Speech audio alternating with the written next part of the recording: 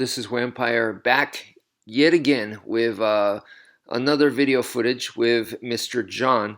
So in this one, we're going to be working on the Force2Force block again, but this time with a different form. This is the number 6 angles of attack form. And so yeah, this is where we're working at it. I really like the Force2Force block, and the way that I'm explaining it is that it is the one step before Defang the Snake. Yes, blocking is not what we want to do. It's not ideal. It's definitely much better to just counter and defang the snake. However, in real life, things may not go as planned. So in that case, it's really, really good to have that one step before. So what you're seeing here is I am feeding him the attacks so that he kind of gets used to it. I start with the 5 angles of attack, and then I also teach the 6 angles of attack, just so there's 2 different forms and things become a little less predictable. And then after this, we could do other angles of attack form, or we could just pretty much be like feed any of the different angles, and it becomes closer to free flow. So the training becomes more and more realistic.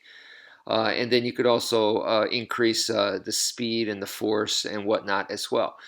So this time right here, one of the important things is if you holding the stick with both hands the entire time, you're letting the opponent know, you're telegraphing that you're going to be defensive, and that's not a good thing. So you don't want to stay just holding the stick the entire time, even though it's your turn to defend. In real life, it doesn't work that way.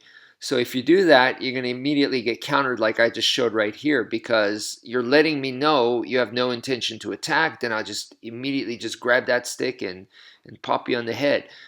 So it's, even though it's harder to actually not be ready like that and have the stick in a more offensive stance, and at the last second you go to holding the stick with both hands. Yes, it makes things a little bit harder, but it's definitely worth it to do it that way. So once again, you want to make your training slowly, one step at a time, a little by little, more realistic. And I'm hoping you guys are enjoying this the video here with the footage with Mr. John, so you guys can kind of see, you know, how I teach and what kind of stuff that I teach here.